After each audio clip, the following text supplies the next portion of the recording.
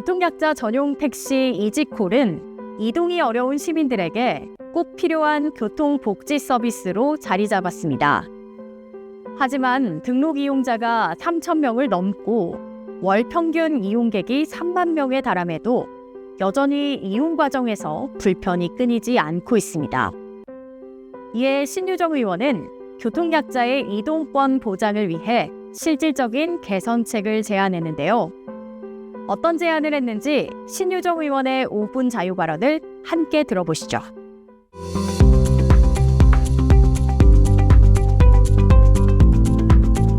오늘 본 의원은 전주시 교통약자 전용 택시 이지콜의 운영 실태와 개선 필요성에 대해 말씀드리고자 이 자리에 섰습니다. 이지콜은 전주시설관리공단이 위탁 운영 중이며 전화, 홈페이지, 어플을 통해 365일 24시간 운행되고 있습니다. 올해 8월 말 기준 등록 이용자는 3,125명으로 휠체어 이용자가 59%를 차지하고 있습니다. 이용 규모도 꾸준히 증가하고 있습니다. 2024년 월 평균 약 2만 6천 명이었던 이용객은 올해 8월 말 기준 약 3만 명에 이르렀습니다.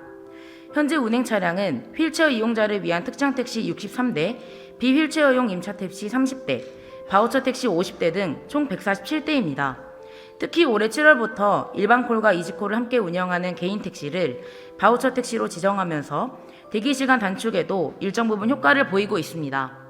이지콜은 교통약자에게 중요한 복지 서비스이지만 현장에서는 콜택시라고 보기 어려울 정도로 대기시간이 길다는 등 불편이 여전합니다. 첫째, 순번제와 시스템의 오류입니다.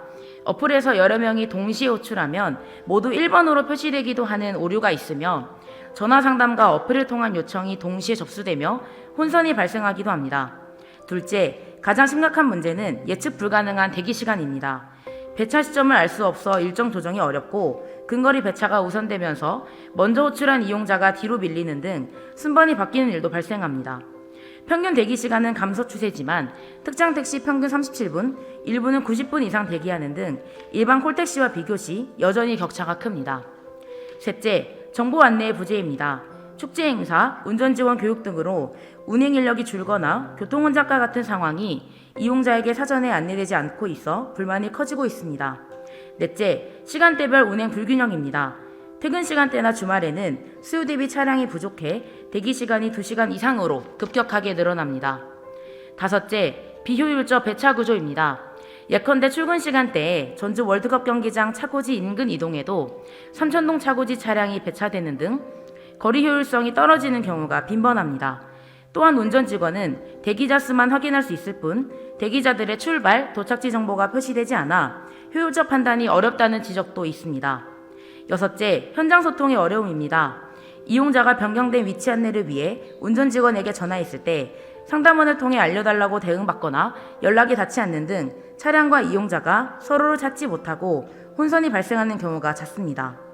이에 본 의원은 문제의 근본적 해결을 위해 시스템 개선과 운영의 혁신 방안을 제시하고자 합니다. 신유정 의원은 전주시 교통약자 전용 택시인 이지콜이 미흡한 운영으로 이용자에게 적지 않은 불편을 초래했다고 지적했는데요. 이지콜이 순번제 오류와 예측 불가능한 대기시간, 정보 안내 부족 등으로 운영 전반에 구조적인 문제가 있다고 말했습니다.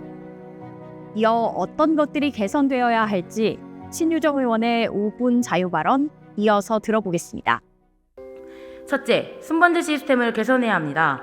동시 요청 시에도 접수 시각에 따라 순번이 정확히 부여되도록 시스템을 정비하고 전화 어플 간 오차를 해소해야 하며 정확하고 공정한 체계 구축으로 이용자가 안심하고 서비스를 이용할 수 있어야 합니다. 둘째, 대기시간 예측 시스템을 도입해야 합니다. 근거리 배차로 순서가 바뀔 경우 즉시 알림이 가도록 하고 AI 기술을 활용해 기존 데이터를 분석하여 예상 대기시간 안내 시스템을 구축해야 합니다. 불확실한 기다림이 아닌 예측 가능한 이동 서비스가 필요합니다. 셋째, 대기 지연 정보를 실시간으로 공지해야 합니다. 운행 인력이 급격히 감소하는 날이나 행사 등으로 교통이 혼잡할 경우 이를 파악하여 어플이나 상담원을 통해 이용자에게 즉시 안내해야 합니다. 넷째, 수요 집중 시간대 운행을 확대해야 합니다. 이동은 생계형 목적을 넘어 문화여가를 누리고 사회에 참여할 수 있는 기본권입니다.